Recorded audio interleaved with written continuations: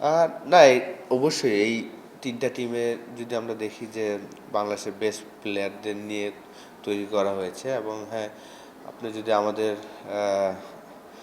১৯ নম্বর ওভারটা আসলে আমরা কেউই আশা করিনি যে এত এক্সপেন্সিভ হয়ে যাবে। নুরুল হাসান সোহান আসলে চমৎকার ব্যাটিং করেছেন। সেও কিন্তু আমাদের স্কোয়াডেরই প্লেয়ার। তো একটা পজিটিভ দিক যে না, ন্যাশনাল টিমের প্লেয়ারই চমৎকার ব্যাটিং করেছেন। অসাধারণ ফিনিশিং তার। এরকম অতীতে প্রচুর রেকর্ড আমরা দেখেছি। লাস্ট বিপিএলও আমরা দেখেছিলাম যে রংপুরের হয়ে বরিশালের এগেনস্টে লাস্ট ওভারে ২৬ রান নিয়েছিল।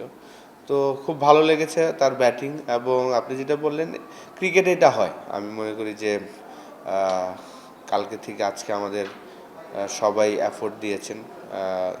কালকে হয়তো আমাদের যতটা এফোর্ট আমার কাছে মনে হচ্ছে তার থেকে আজকে বেটার এফোর্ট দিয়েছেন সবাই।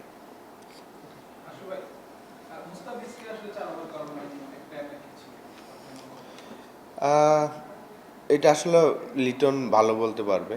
এবং যেহেতু আমাদের অপশন প্রচুর, আপনি যদি দেখেন যে আমাদের 3টা কোয়ালিটি স্পিনার আছে এবং 3টা সিম বোলার, সেই কারণেই হয়তো মুস্তাফিজকে এই 2টা ম্যাচে ফুল কোঠা করানো হয়নি। আশা করি ফাইনাল ম্যাচে যদি আমরা যাই তখন হয়তো বা ফুল কোটাই সে করবে।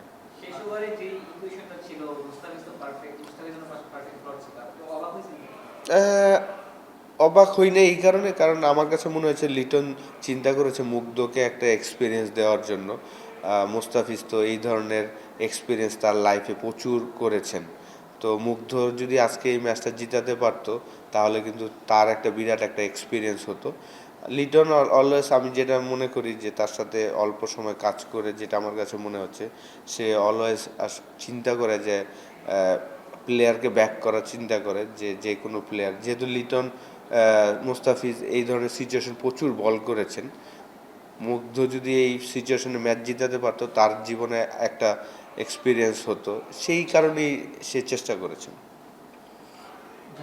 পিছনে আমরা তো বড় টুর্নামেন্ট না, এক্সপেরিমেন্টাল অনেক কিছু, কিন্তু টেকনিক্যাল হিসেবে 2026 সালে এসে যে ধরনের ব্যাটিং অ্যাপ্রোচ, উইকেটটা কি অনেক বেশি টাফ ছিল নাকি অ্যাকচুয়ালি কি ছিল মাইন্ডসেট? আমরা কেন 10 ওভার রান রেটে অ্যাপ্রোচ করছি না, বা আগে ব্যাট করার পরে কেন বড় টার্গেটে চেষ্টা করছি না? উইকেটটা কি টাফ? উইকেটটা কালকে একটু স্লো ছিল শুরুর দিকে। যদি দেখি যে আমরা যখন বোলিং করলাম প্রথম 2-3 ওভার একটু বল আসতেছিল স্লো, কিন্তু আজকে উইকেট খুব চমৎকার ছিল। রানটা আর একটু বেশি হলে ভালো লাগতো। বিশেষ করে আমরা যেই রানটা করেছি জিতার মতনই ছিল, কিন্তু আরও বেশি রান করা সম্ভব ছিল। আমরা কিছু কিছু সময় রং টাইমে কিছু ব্যাটসম্যান আউট হয়েছে, সেই জায়গাটা যদি এটাও একটা প্রবলেম। আমি মনে করি যে আসলে তারা রিসেন্টলি বিপিএল খেলেছেন এক একজন এক একটা পজিশনে, লাইক তৌহিদ হৃদয় পুরা লাস্ট 6টা ইনিংসে ওপেনিং করেছেন, এখানে এসে 5-এ এসেছেন। খুব তাড়াতাড়ি সুইচ করাটা একটু টাইম লাগছে। আশা করি যদি আমরা ফাইনালে যাই ইনশাল্লাহ এই সমস্যাগুলো কাটিয়ে উঠবে। একটা জিনিস বারবার আসছে, আসলে প্রসঙ্গটা এত সিরিয়াস সেজন্য আসছে না, ওটা অন্য সবকিছু বাদ। কিন্তু আপনি as a player world cup খেলেছেন, তারপরে অনেক বাইরে থেকেও দেখেছেন। এবার একটা নিউ এক্সপিরিয়েন্স আমাদের সবার জন্য যে বাংলাদেশ ওয়ার্ল্ড কাপে নাই, সেইটা ভাবে একটু মন খারাপ হয়। যখন খেলা দেখবেন তখন একটু মন খারাপ হয়, সবকিছু বাদ, জাস্ট এজ এ প্লেয়ার বা যখন আপনি খেলা দেখতে বসবেন তখন একটু খারাপ লাগবে কিনা? আপনার জন্য একটা নিউ এক্সপিরিয়েন্স হতে যদি আপনি চাইতেন দেখবেন তো খেলা? হ্যাঁ, না কেন দেখবো না, অবশ্যই খেলা দেখবো। যে কোনো খেলাই তো আমরা লাইভ হলেই খেলা দেখি যদি টিভিতে আসে। এবং অবশ্যই যেহেতু আসলে এই ফরম্যাটটা আমি 4বার খেলেছি এবং ক্যাপ্টেন্সিও করেছি 2বার, নতুন রোলে আমি হয়তোবা টিমের সাথে আছি। এইটা একদম শেষ হয়ে গেছে। এই পার্টটা নিয়ে আসলে চিন্তা না করাটাই বেটার, কারণ আমরা এখন এই টুর্নামেন্ট নিয়ে আছি।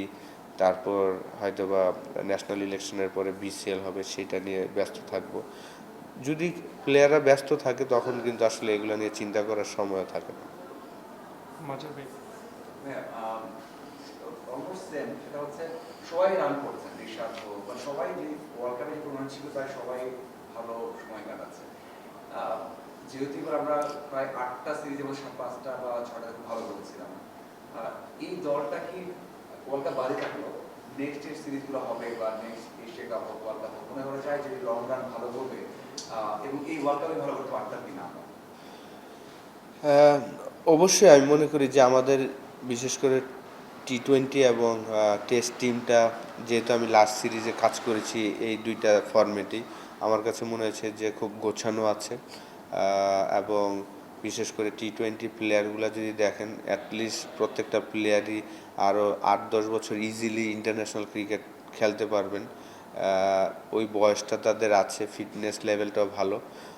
অবশ্যই যেহেতু ওয়ার্ল্ড কাপ মিস করছি, তো সামনের ওয়ার্ল্ড কাপের পরে যে আমাদের সিরিজগুলো হবে খুব ইম্পর্টেন্ট, যে ওইখানে আমরা সবাই আমাদের বেস্ট ক্রিকেটটা খেলি। কারণ ওয়ার্ল্ড কাপের পরেই কিন্তু আমাদের প্রচুর ক্রিকেট, পাকিস্তান আসবে, নিউজিল্যান্ড আসবে, অ্যাওয়ে ট্যুর আছে অস্ট্রেলিয়া, সাউথ আফ্রিকাতে। তো সবগুলা সিরিজে আমরা যেন ভালো খেলি, সেই প্রিপারেশনটা মেন্টালি এবং ফিজিক্যালি যেন আমরা রেডি হই, খেলাগুলো নিয়ে যেন চিন্তা করি, এটা খুব ইম্পর্টেন্ট। Last question. আরেকটা ব্যাপার ভাই, একটু পিছনের এই প্রশ্নটাই টানি। লিটন লাস্ট যে আয়ারল্যান্ড সিরিজটা আমরা খেলেছিলাম, ওই জায়গাটায় দেখা গিয়েছিল যে মুস্তাফিজকে এক ওভার না করিয়ে সাইফুদ্দিনকে দিয়ে লাস্ট ওভারটা করিয়েছে। আপনি বললেন যে এই যে এক্সপেরিমেন্ট করাটা, এই ব্যাপারগুলো ক্যাপ্টেন হিসেবে লিটনকে আসলে কতখানি পোক্ত করে? আমি যেহেতু আমার কাছে ভালো লাগে কারণ আপনার লিটনের ক্যাপ্টেন্সি যেই জিনিসটা সবচেয়ে ভালো লাগে, যে বলারকে অলওয়েজ অপরচুনিটি দেয় কামব্যাক করার, এবং নতুন নতুন সিচুয়েশনে ফালানোর চেষ্টা করে। যে এই জিনিসগুলা যেমন, যেটা বারবার বলছি যে মুস্তাফিজ 2015-16 থেকে খেলছেন এবং সে কি করতে পারে আমরা সবাই জানি। তো ওই ধরনের সিচুয়েশনে একটা ইয়াং প্লেয়ার বা যেই প্লেয়ারটা আমাদের রেগুলার টিমে থাকবেন, তো তাকে দিয়ে করানোটা আমি মনে করি যে একটা পজিটিভ দিক।